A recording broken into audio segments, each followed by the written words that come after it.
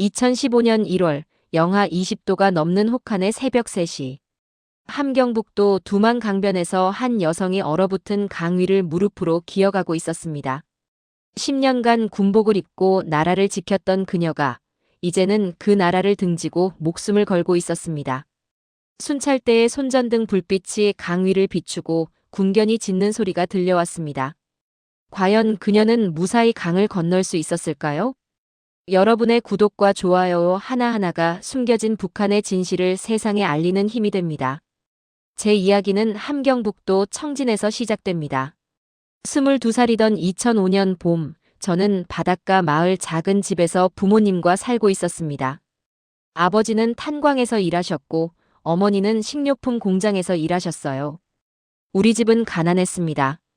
배급은 몇 달째 끊긴 지 오래였고 부모님은 아침부터 밤까지 일해도 식구들 먹여 살리기가 벅찼죠. 그래도 바다가 보이는 우리 동네는 참 좋았습니다. 어릴 적엔 오빠 손잡고 바닷가에 나가 조개도 줍고 게도 잡았어요. 여름이면 바닷물에 발 담그고 놀다가 어머니가 끓여주신 명태국 냄새 맡으며 집에 돌아오곤 했습니다. 그때는 행복했어요.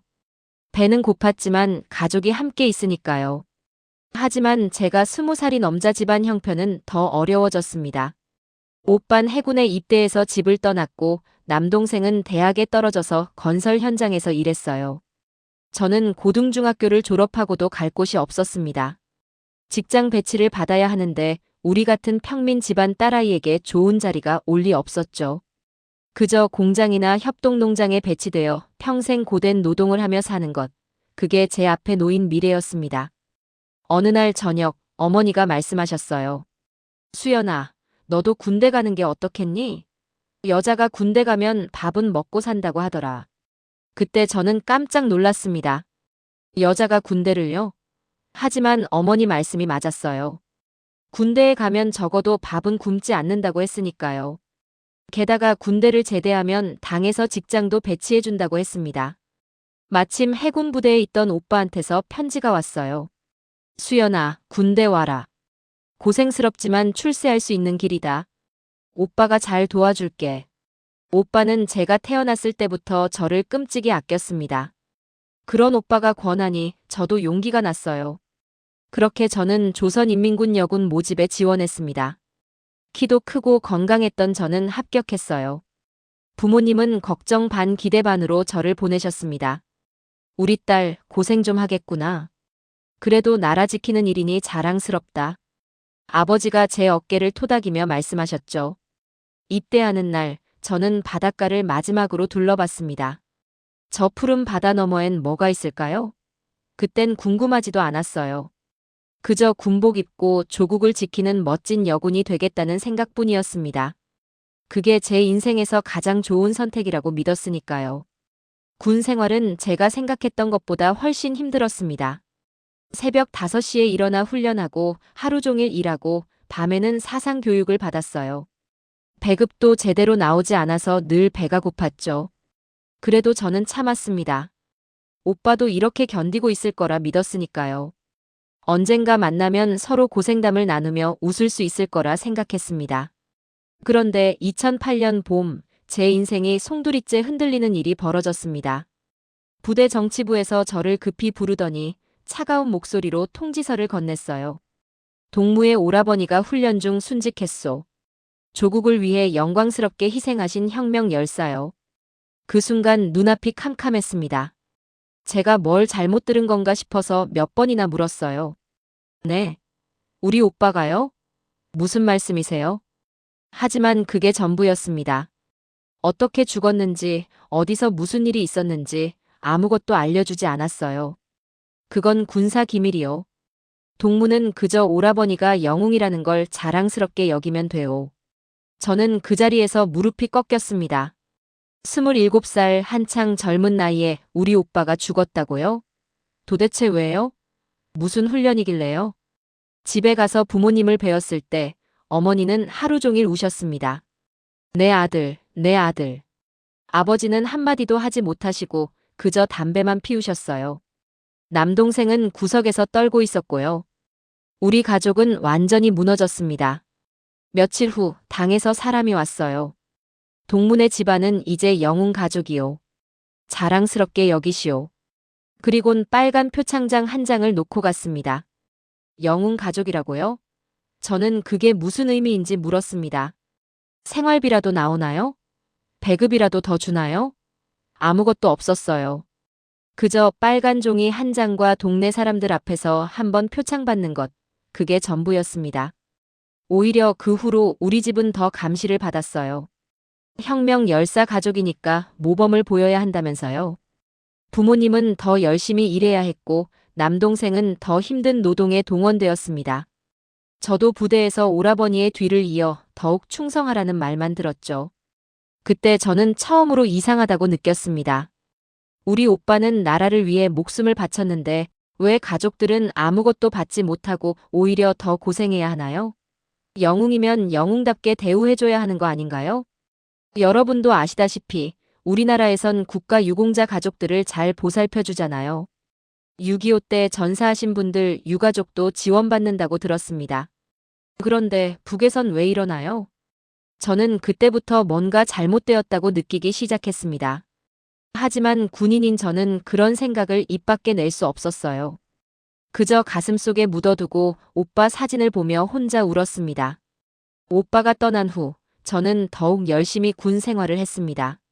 슬픔을 잊기 위해서라도 일에 몰두했죠. 그렇게 몇 년이 흘러 2010년 저는 평양 근처 여군 교육대로 발령을 받았습니다. 소위 계급장을 달고 신임 여군들을 가르치는 교관이 된 거예요. 처음엔 자랑스러웠습니다. 우리 같은 평민 집안 딸이 교관까지 되다니 부모님께 얼마나 기쁜 소식인가 싶었어요. 하지만 그곳에서 제가 본 것은 충격이었습니다. 신임 여군들은 대부분 저처럼 가난한 집안 출신이었어요. 20살도 안 된 어린 여자애들이 밥 먹고 살려고 군대에 온 거죠. 그런데 부대 안에서 여군들은 사람 취급을 받지 못했습니다. 남자 군인들의 빨래를 해주고 청소를 하고 심지어 상관들 집 일까지 해야 했어요. 우리나라로 치면 군인이 아니라 식모 같은 신세였습니다. 배급은 남자 군인들보다 훨씬 적게 나왔습니다. 여자는 적게 먹어도 된다는 이유였죠. 젊은 여자애들이 제대로 먹지 못하니 얼마나 야위어 가는지 보기 안타까웠어요. 어떤 애들은 생리도 끊겼습니다. 영양실조 때문이에요. 병이 나도 약 한 알 구하기 힘들었고 병원에 갈 수도 없었습니다. 군인이 약하면 안 된다며 아픈 것도 참으라고 했어요. 더 견디기 힘든 건 상관들의 추행이었습니다. 남자 장교들이 젊은 여군들을 함부로 대했어요. 밤에 불러내서 술을 따르게 하고 몸을 만지고 심지어 더한 짓도 서슴지 않았습니다. 여군들은 거부할 수 없었어요. 거부하면 반동 딱지가 붙어서 감옥에 가거나 탄광으로 쫓겨나니까요. 저는 교관이라 그나마 나았지만 제 눈앞에서 후배들이 당하는 걸 보면서도 아무것도 할 수 없었습니다. 어느 날 제가 가르치던 20살 여군이 자살을 시도했습니다. 대대장이 그 애를 밤마다 불러냈고 견디다 못한 애가 목을 매려 한 거예요. 다행히 제가 발견해서 살릴 수 있었습니다. 하지만 부대에선 이 일을 완전히 덮었어요. 애가 정신이 약해서 그런 거다. 밖에 말하면 너희 가족도 무사하지 못할 것이다. 그 애는 결국 탄광으로 쫓겨났고 저는 아무 말도 할 수 없었습니다. 그때 저는 깨달았습니다. 이곳에서 여자는 사람이 아니라는 걸요. 그저 이용당하고 버려지는 존재일 뿐이라는 걸요. 여러분, 우리나라에선 여군도 남군과 똑같이 대우받잖아요. 여자 장군도 있고 여자 조종사도 있다고 들었습니다. 그런데 북에선 여자는 영원히 밑바닥이에요. 저는 밤마다 생각했습니다. 이렇게 사는 게 사는 건가? 오빠는 이런 나라를 지키려다 죽은 건가? 저도 이렇게 늙어가다 죽는 건가? 점점 더 절망스러워졌습니다. 이곳에선 여자로서, 사람으로서 절대 존중받을 수 없다는 걸 뼈저리게 느꼈으니까요. 2014년 가을, 저는 10년 복무를 마치고 제대했습니다. 31살이 되어 고향집으로 돌아왔죠. 부모님은 많이 늙으셨어요. 아버지는 탄광일로 허리가 굽으셨고 어머니는 기침을 달고 사셨습니다. 남동생은 건설 현장에서 일하느라 손이 굳은 살투성이었어요. 우리 집은 여전히 가난했고 오빠가 없는 자리는 너무나 컸습니다. 제대하면 뭔가 달라질 줄 알았는데 아무것도 달라지지 않았습니다. 오히려 더 힘들어졌어요. 당에서는 제게 자꾸 결혼하라고 압박했습니다. 영웅 가족 출신의 군 복무까지 마쳤으니 당 간부와 결혼해야 한다면서요. 어느 날 안전부 간부라는 사람이 중매를 왔어요. 40이 넘은 남자였는데 이미 아내가 있는 사람이었습니다. 북에선 간부들이 여러 여자를 두는 게 흔한 일이거든요. 저는 거절했습니다. 그랬더니 당에서는 제게 눈총을 주기 시작했어요. 설상가상으로 남동생이 쓰러졌습니다. 건설 현장에서 제대로 먹지 못하고 일하다가 영양실조로 쓰러진 거예요. 병원에 가려면 돈이 필요했지만 우리 집엔 돈이 없었습니다. 저는 장마당에 나가 제 옷가지를 팔았어요. 그래봤자 몇 푼 안 되었죠. 동생은 집에 누워서 끙끙 앓았고 어머니는 하루 종일 우셨습니다. 그때 저는 깨달았습니다. 이곳에선 제가 아무리 애를 써도 가족을 지킬 수 없다는 걸요. 부모님은 늙어가시고 동생은 병들어가고 저마저 원치 않는 결혼을 강요받는 이 땅에서 우리는 절대 행복할 수 없다는 걸요. 여러분, 자식들이 제대로 먹고 살 수 있게 해주는 게 부모 마음 아니겠습니까? 저도 그랬습니다. 제가 여기 있으면 우리 가족은 영영 이 지옥에서 못 벗어나요. 저는 결심했습니다. 탈출하기로요. 군대에 있을 때 몰래 브로커 이야기를 들은 적이 있었어요.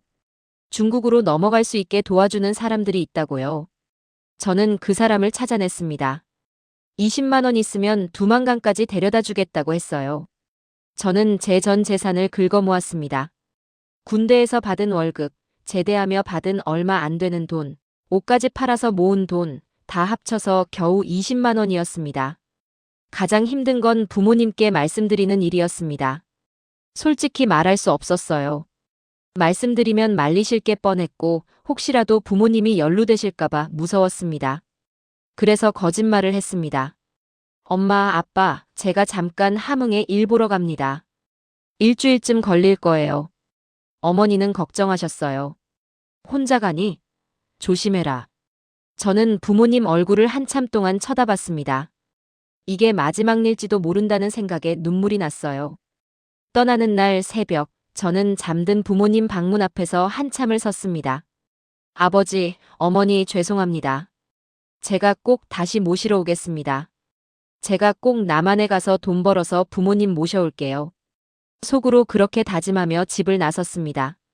뒤돌아보니 우리 집 불빛이 희미하게 보였어요. 저는 눈물을 닦고 걸음을 재촉했습니다. 2015년 1월, 그해 겨울은 유난히 추웠습니다. 브로커가 연락을 해왔어요.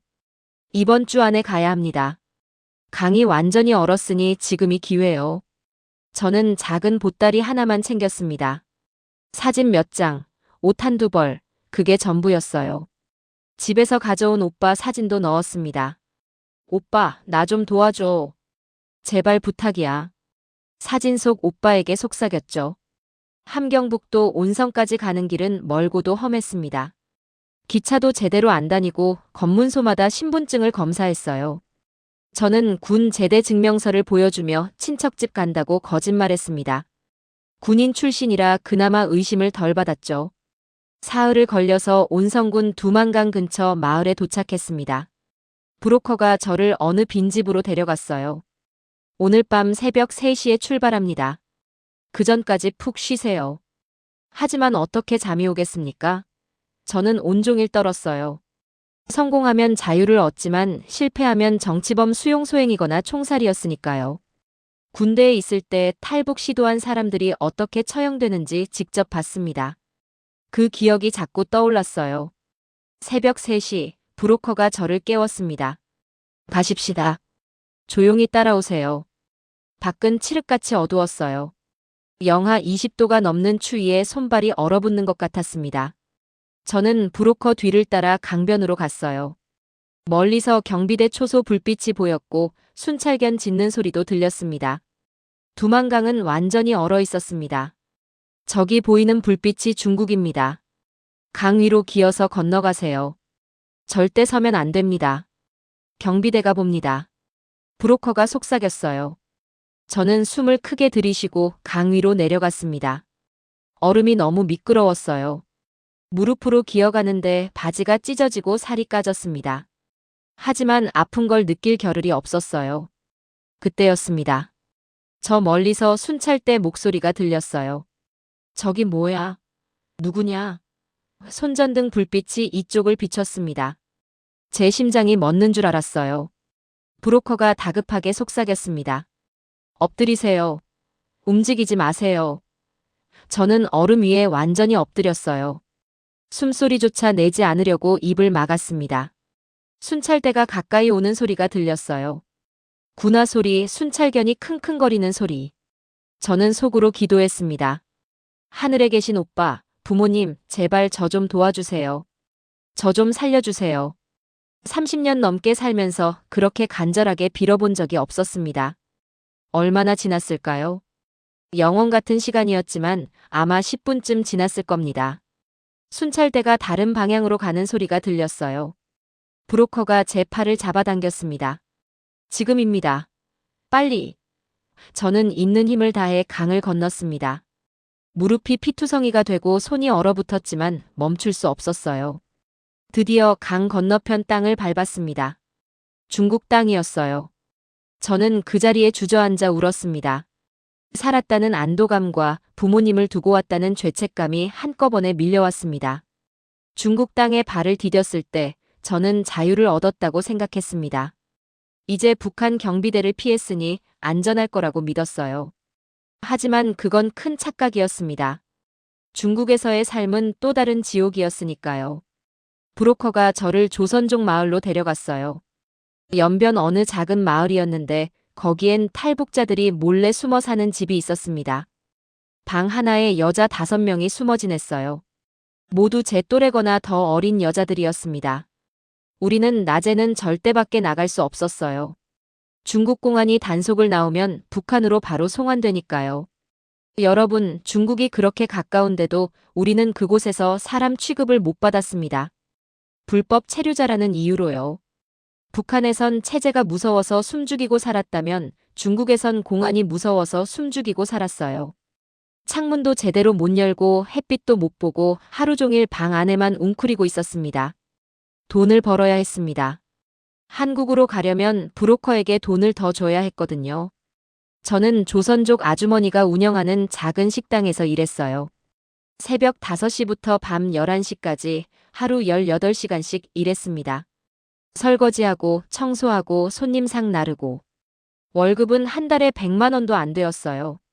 우리 돈으로 치면 30만 원쯤 될까요? 그나마도 방세 내고 밥값 내면 남는 게 거의 없었습니다. 중국말을 못해서 더 힘들었어요. 손님들이 뭐라고 하면 알아듣지 못해서 혼나기 일쑤였죠. 조선족 분들은 우리말을 하긴 하지만 말투가 많이 달랐습니다. 처음엔 무슨 말인지 잘 못 알아들었어요. 그래도 그분들은 같은 핏줄이라고 도와주셨습니다. 특히 식당 주인 아주머니는 제게 참 잘해주셨어요. 아가, 고생이 많구나. 조금만 참아라. 한국 가면 잘 살 수 있을 거다. 그 말씀이 얼마나 위로가 되었는지 모릅니다. 하지만 밤마다 저는 울었습니다. 북에 두고 온 부모님 생각 때문이었어요. 부모님은 제가 어디 있는지도 모르실 거예요. 혹시 제 때문에 부모님이 조사를 받거나 처벌받으시진 않을까요? 남동생은 괜찮을까요? 그런 생각만 하면 가슴이 찢어지는 것 같았습니다. 어느 날 한국 선교사님들이 오셨어요. 조선족 아주머니가 몰래 연결해 주신 거였습니다. 목사님들이 우리 같은 탈북자들을 도와서 한국까지 보내주신다고 했어요. 걱정 마세요. 하나님이 여러분을 지켜주실 겁니다. 목사님 말씀을 들으며 저는 처음으로 희망을 느꼈습니다. 그렇게 8달을 중국에서 버텼습니다. 하루하루가 불안했지만 한국에 간다는 희망 하나로 견뎠어요. 공안 차가 마을에 올 때마다 숨을 죽이고 밤에는 악몽을 꾸며 그렇게 하루하루를 살았습니다. 자유를 얻었다고 생각했는데 중국에서도 저는 여전히 쫓기는 신세였습니다. 진짜 자유는 한국에 가야만 얻을 수 있다는 걸 그때 절실히 깨달았습니다. 2015년 8월 드디어 한국으로 갈 날이 왔습니다. 선교사님들이 동남아시아를 거쳐 가는 길을 마련해 주셨어요. 중국에서 바로 한국으로 갈 수 없으니 라오스를 거쳐 태국으로 간 다음 한국 대사관으로 가는 길이었습니다. 먼 길이었지만 그게 유일한 방법이었죠. 중국에서 라오스 국경까지 가는 길은 정말 험했습니다. 브로커가 저를 트럭 짐칸에 숨겨서 이동시켰어요. 숨도 제대로 쉴 수 없는 좁은 공간에 12시간 넘게 웅크리고 있었습니다. 다리에 쥐가 나고 허리가 끊어질 것 같았어요. 30이 넘은 몸으로 그 고생을 하려니 정말 힘들었습니다. 젊었으면 좀 나았을 텐데 나이가 있으니 더 버거웠죠. 검문소마다 차가 멈출 때면 심장이 터질 것 같았어요. 중국 공안이 짐칸을 열어보기라도 하면 끝장이니까요. 저는 숨소리조차 내지 않으려고 입을 막았습니다. 다행히 무사히 통과했어요. 하나님이 도우신 거라고 목사님이 그러셨습니다. 라오스에 들어가서는 정글을 걸어야 했습니다. 브로커가 앞장서고 저희 탈북자 5명이 뒤따랐어요. 밤에만 움직였습니다. 낮엔 마을 사람들한테 들킬 위험이 있으니까요. 정글 속은 깜깜했고 벌레와 모기가 득실거렸습니다. 뱀이 나올까봐 무서웠어요. 발이 부르트고 온몸이 땀범벅이 되었지만 멈출 수 없었습니다. 사흘을 걸어서 라오스 어느 마을에 도착했습니다. 거기서 또 차를 타고 태국 국경으로 향했어요. 그런데 그때 큰일이 벌어졌습니다. 라오스 경찰이 우리 차를 세운 거예요. 신분증 검사. 저는 그 순간 모든 게 끝났다고 생각했습니다. 북한으로 송환될 거라고 절망했죠. 하지만 그때 함께 계시던 한국 선교사님이 나서셨어요. 라오스 말로 경찰과 한참 이야기하시더니 돈을 좀 주시는 것 같았습니다. 그리고 우리를 풀어줬어요. 나중에 들으니 뇌물을 주신 거였어요.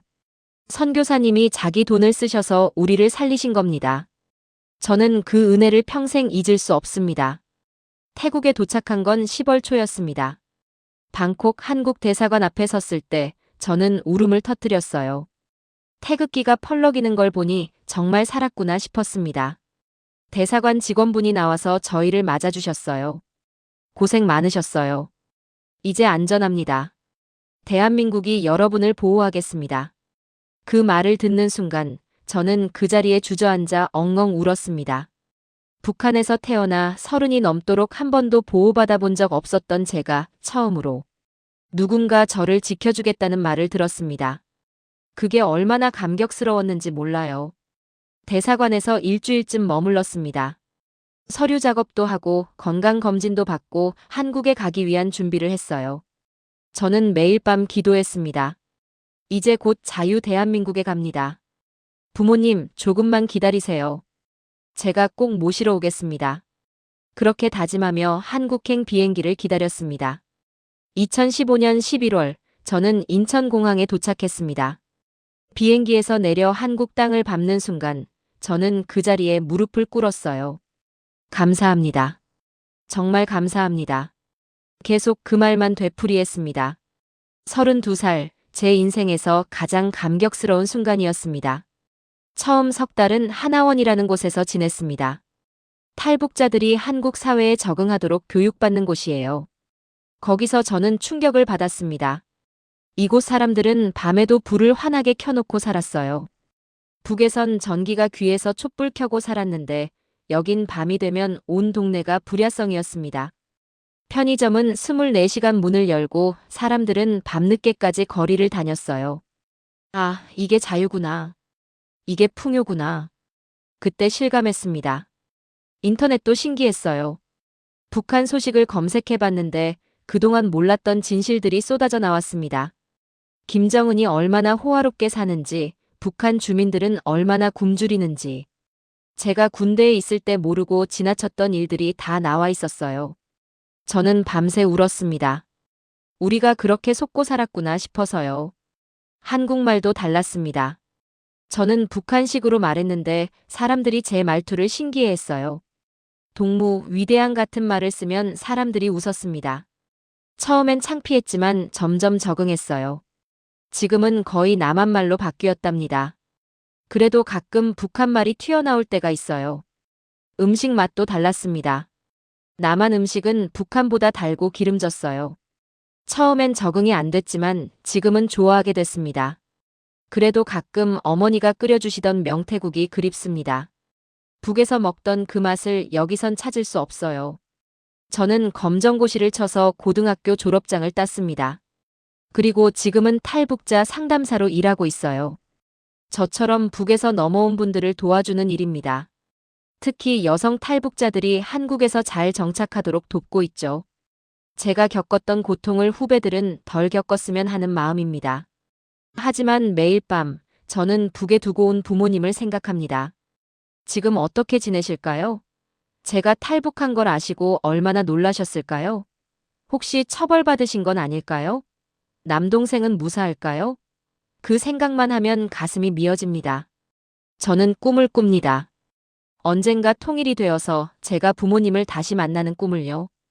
그때는 제가 부모님 손 꼭 잡고 아버지, 어머니 고생 많으셨어요.